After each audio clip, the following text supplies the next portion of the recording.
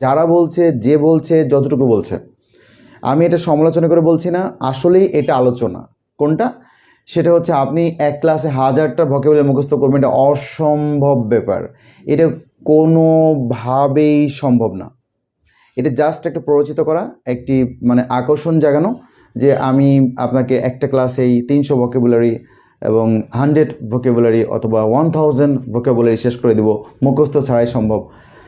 আচ্ছা, ভোকাবুলারি যেমন মুখস্থ করেও সম্ভব না, আর একটা ক্লাসে ভোকাবুলারি রপ্ত করাও সম্ভব না। দেন সেটা আমি ইংরেজির ক্ষেত্রে বলছি না, বাংলাতে আপনি দেখান।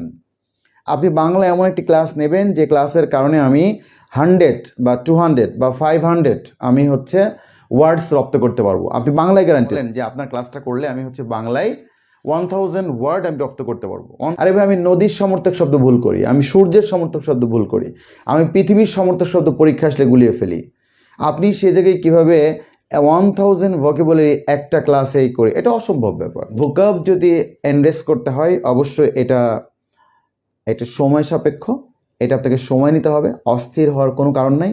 অস্থিরতার কারণে যেমন সমর্থক বা বিপরীত শব্দগুলো বাংলায় শিখতে পারেননি, এখনও শিখতে হচ্ছে ক্লাস 9-10 বোর্ড বই, ঠিক একইভাবে ইংরেজিতে এই সময় দিতে হবে। আমরা কেন এটা মানে খুব বেশি এক্সাইটেড হয়ে যাই যে ইংরেজি ভোকাবুলারি আমার দুর্বল। আরে বাংলা ভোকাবুলারি আপনার কয়টা আছে? আপনি বাংলা ভোকাবটা আপনি নিশ্চিত করেন। এই যে রিটেন ক্লাস নিতে গেলে, আজকেও যে সমস্যাটা হলো আমরা রিটেন ক্লাসে নিতে গেলে যেটা হয়, বাংলা বলতে পারে না, ইংরেজি নিয়ে কিন্তু কথা নাই আমার। আমি এটা প্রমাণ করে দেখাবো, বাংলা আপনার যতটা ভান্ডার আছে, হয়তো 50-50টা ওয়ার্ড আপনার ভিতরে আছে, আমি এটা বলতে পারি সারাদিন ইংলিশ এটাকে কনভার্ট করতে পারবেন যদি আপনি বাংলা জানেন। প্রবলেম কোথায়? বাংলাতে 100% প্রবলেম বাংলাতে।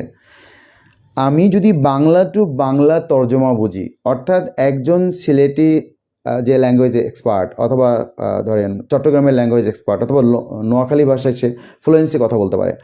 এখন একটা প্রমিত বাংলা শুনলে তার কাছে অপরিচিত মনে হতে পারে, সেই বাংলাটাকে সে যদি নোয়াখালী ভাষায় কনভার্ট করতে পারে, বা বরিশালী ভাষায় বা চাপায়ের ভাষায় কনভার্ট করতে পারে, নিজস্ব সক্রিয়তার কথা বলছি, এটা আপনাদের দুর্বলতা না। ভাষা তার একটা বৈচিত্র্য, এটা মায়ের ভাষা, হ্যাঁ, এটা শ্রদ্ধার একটি জায়গা, আঞ্চলিকতা। তো সেই ক্ষেত্রে সে যদি আঞ্চলিক ভাষায় ওটা কনভার্ট করতে পারে, ওটা তার বুঝতে যতটুকু ইজি হবে, প্রমিত বাংলায় লেখা থাকলে ততটুকু ইজি হবে না।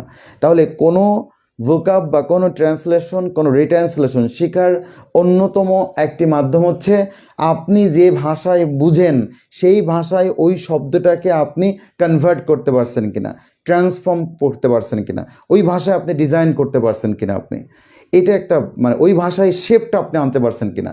যদি আনতে পারেন, আপনার জন্য ইংরেজি করা বা ইংরেজি থেকে বাংলা করা এটা খুবই সহজ একটা ব্যাপার, খুবই সহজ একটা ব্যাপার।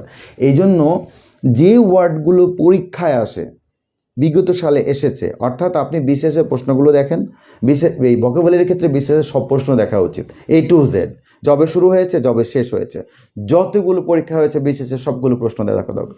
এবং আপনার কাছে রিসেন্ট জব সলিউশন থাকতে হবে।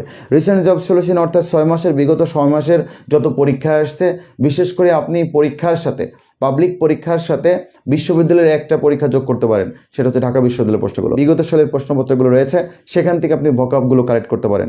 তাহলে এই ওয়ার্ডগুলো নিয়ে যদি আমরা একটা কথাবার্তা বলি বা চলাচলে যে সেন্টেন্সগুলো ইউজ করি, সেগুলোতে আপনি ইউজ করতে পারেন। অবভিয়াসলি আপনার ভোকাবুলারি এনরিচ হবে, এবং সাথে সাথে আমি আগেই বলেছি, প্রথম থেকে বলে আসছি, পত্রিকা পড়ার অভ্যাস যদি কারো তৈরি হয়, যে পত্রিকা হয়, উর্দু ভাষায় পড়লে উর্দু ভাষায় পড়েন, আপনার ভোকাবুলারি এনরিচ হতে বাধ্য। ইভেন আপনি যদি হচ্ছে যে আপনাকে লিসেনিং পাওয়ার বাড়াতে হবে, অর্থাৎ আপনাকে কী শুনতে হবে? বিবিসি শুনতে হবে। যদি বিবিসি আপনি বাংলায় শুনেন সব সময়, তাও ইংলিশ ভোকাবুলারি গ্রো হবে বাংলায় শুনলেও। কারণ আপনি যে বাংলায় শুনলে ইংলিশ কীভাবে হবে চিন্তা করেন। আপনি যখন রিট্রান্সলেট করছেন, রিট্রান্সলেশন কিন্তু বাংলাতেও আছে, রিট্রান্সলেশন বাংলাতেও আছে। তাহলে সেই ক্ষেত্রে এই যে বাংলা দ্বিতীয় পত্রেও আছে রিটেনে, সেটা আপনি যদি প্রমিত বাংলাগুলো যখন বলতে পারছেন, ডেফিনেটলি ওগুলোর ইংরেজি তৈরি করার দক্ষতা আপনার তৈরি হবে। এই জন্য বাংলার স্টুডেন্ট যারা, মানে বাংলার প্রতি শ্রদ্ধা আছে, বাংলার স্টুডেন্ট হলে হবে না, বাংলাকে ভালোবাসে যারা, মানে বাংলা পড়তে মজা পায় যারা, বাংলার ডেপথ থেকে যারা জানে, তাদের জন্য ইংরেজি শেখাটা অনেকটাই সহজ। এটা আমার কথা না, একটা ডক্টর মোহাম্মদ শহীদুল্লাহ বলেছেন। তাহলে আপনাকে অনেক বেশি আমি পড়ালাম, পরীক্ষায় কমন পেলেন না, এই পড়ার কোনো মূল্য থাকলো না, তাই না? অনেক অনেক রুলস পড়ালাম, এটা করলে এটা হয়, শেষে এই সিম্বলগুলো থাকলে এইগুলো পাস্ট পার্টিসিপল অ্যাডজেক্টিভ হয়, এই থাকলে এইগুলো অর্থ হয়, লাভ কি আসলে? আপনাকে যদি এক পেজ লিখতে দেওয়া হয় তাহলে কতটা ইনফরমেশন সঠিক হবে বাংলায়, ইংলিশ বলতেছি না, বাংলায়। তাহলে সেই ক্ষেত্রে আমরা কীভাবে আশা করি, কীভাবে দৌড়ঝাঁপ করি? আমি কার কাছে যাব? আমি কুল কিনারা পাই না যে আমাকে শিখাই দাও, ভোকাবুলারি শিখাই দাও, আমাকে রচনা লেখা, ফ্রি হ্যান্ড রাইটিং আমার জন্য লেখা। ভাই ফ্রি হ্যান্ড রাইটিং প্রথমেই তো আসবে মাতৃভাষা। আমি তো ইংলিশ মিডিয়ামের স্টুডেন্ট না। আমার প্রথমে আমার শয়তানি চিন্তা হোক আর ফেরেস্তামুখী চিন্তা হোক, আমার প্রথম চিন্তাটা মন করবে বাংলাতে। তাহলে আমার যদি বাংলায় ইনফরমেশন গ্যাপ থাকে তাহলে আমি ইংলিশে ইনফরমেশন কেমনে দেবো? ফ্লুয়েন্টলি যে বাংলায় বলতে পারে তার জন্য ইংরেজি শেখাটা অনেক সহজ। তো এই জন্য আপনাকে যে কাজটা করা উচিত, যে বিগত সালের প্রশ্নগুলো যারা অল্প পড়তে চান এবং পরীক্ষায় ভালো করতে চান, আর দীর্ঘদিন ধরে যারা পড়তে চান, সেকেন্ড ইয়ারে পড়ছেন, থার্ড ইয়ারে পড়ছেন, তাদের জন্য প্রসেসটা আলাদা, ভোকাব শেখার প্রসেসটা আলাদা। একই সাথে আপনাকে দুটো ভাষায় শিখতে হবে, বাংলা এবং ইংলিশ, বিকল্প এ নাই। বাংলা এবং ইংলিশ বিকল্প এ নাই। কারণ আমরা যদি শুধু ইংরেজি দিয়ে ইংরেজি শিখতে চাই, শুধু ইংরেজি শিখতে চাই, তাহলে আমাদের একটা পরিপূর্ণ এনভায়রনমেন্ট দরকার হবে। যে এনভায়রনমেন্টে আমরা থাকি না, যে আপনি রুমে থাকেন, ওই রুমে ইংরেজিই বলতে হবে সারাদিন, এবং আপনাকে অর্ধবেলা টার্গেট রাখতে হবে, অর্ধবেলা এই রুমে কোনো বাংলা চলবে না এবং কোনো আঞ্চলিক ভাষা চলবে না, প্রমিত বাংলায় কথা বলতে হবে। তাহলে এরকম ডিটারমাইন হতে পারবেন কিনা? তাহলে আপনার জন্য আমার সাজেশনটা আলাদা হবে। আপনি যে রুম থাকে ওই রুমের কোয়ালিটি পরিবর্তন করতে পারবেন কিনা, ওই রুমমেটগুলোকে পরিবর্তন করতে পারবেন কিনা, একটা ইংলিশ এনভায়রনমেন্ট তৈরি করতে পারবেন কিনা, তাহলে আপনি ইংলিশ টু ইংলিশ শিখবেন। নচেত কখনো ইংলিশ টু ইংলিশ শিখতে যাবেন না। ডেইলি স্টার টু ডেইলি স্টারে যাওয়া যাবে না। আমাকে যাইতে হবে ইত্তেফাক টু ডেইলি স্টার বা প্রথম আলো টু ডেইলি স্টার। আগে প্রথম আলো পড়তে হবে, পরে ডেইলি স্টার পড়তে হবে। আগে প্রথম আলো, আগে ইত্তেফাক, পরে ডেইলি স্টার। তাহলে আপনাকে যখন ইত্তেফাকটা পড়ে বা ডেইলি স্টারের সেম কলামটা আপনি বাংলায় পড়ে নিয়ে যখন ইংরেজি পত্রিকায় পড়তে যাচ্ছেন, মানে এটা যদি আপনার পত্রিকা কেনার মানে বিরক্ত লাগে, তাহলে আপনি এই যে ডেইলি স্টার বাংলা, এটা আপনাকে কীভাবে দেখায়, ডেইলি স্টার বাংলা লিখে আপনি সার্চ দিলে দেখবেন ওইখানে ইংরেজি অপশনও আছে, বাংলা অপশন আছে। তো আগে বাংলা কলামটা পড়ে নেন, এরপরে ইংরেজিটা পড়েন, দেখেন আপনার কাছে অনেক ইজি লাগবে। কিন্তু নর্মালি আমরা যখন ইংরেজিটা পড়া শুরু করব তখন কিন্তু ইংরেজিটা কঠিন লাগবে, এবং ওইখানে কনটেক্সচুয়াল মিনিং লেখা থাকবে, যেটা আমার মাথায় বাংলাটা আসবে না এবং বাংলাটা খেলবেই না। বারবার ডিকশনারি দেখবেন, 10 বার 5 বার দেখার সময় বিরক্ত লাগবে, থাক এইসব পত্রিকা আমার দরকার নেই, এসব আমার দ্বারা হবে না। কিন্তু আপনি মাতৃভাষায় তৃপ্তি সহকারে ওই কলমটাকে পড়ে নিতেন, এরপরে ওটা ইংরেজি পত্রিকা পড়তেন, সেটা ডেইলি সান হতে পারে বা ডেইলি অবজারভার হতে পারে বা ডেইলি স্টার হতে পারে, সেক্ষেত্রে আপনার কাছে এতটা বোর লাগতো না, যেটা আপনি শুরু করেছিলেন ইংরেজি দিয়ে। কিন্তু বাংলা দিয়ে শুরু করতে হবে, কারণ আমাদের স্বপ্ন দেখা বাংলাতে, ঘুমানো চিন্তা বাংলাতে, আমরা প্রেম করি বাংলাতে, টয়লেটে যাই বাংলাতে, সবই তো বাংলা, মাতৃভাষা বাংলা। এখন হঠাৎ করে আপনি একটা ইংলিশ এনভায়রনমেন্ট তৈরি করতে পারবেন, তাহলে আপনাকে ইংল্যান্ডে 6 মাস থেকে আসতে হবে। এরপরে থেকে আসার পর ফ্রি হ্যান্ড কাকে বলে এটা আপনি জানবেন। তাহলে যার ফ্রি হ্যান্ড নিয়ে লাখ লাখ টাকা খরচ করার ইচ্ছা আছে, ইচ্ছা দরকার নেই, ট্যুরিস্ট ভিসায় চলে যান, যে কোনোভাবে ইউরোপ বা আমেরিকার একটা কান্ট্রিতে যান, যেখানে ইংলিশ এনভায়রনমেন্টে 6 মাস থাকেন বা 1 বছর থাকেন, একটা ইয়ার নষ্ট হোক, একটা ইয়ার নষ্ট করার পরে এরপরে আসে আপনি ফ্রি হ্যান্ড রাইটিং শেখাতে পারবেন। তখন আপনার এরকম মনে হবে না কোথায় ইন দ্য কান্ট্রি দিব আর কোথায় অফ দ্য কান্ট্রি দিব, কোথায় অ্যাক্রস দ্য কান্ট্রি দিব, ওভার দিব নাকি অ্যাবভ দিব, কোনটা দিলে ভিল হবে।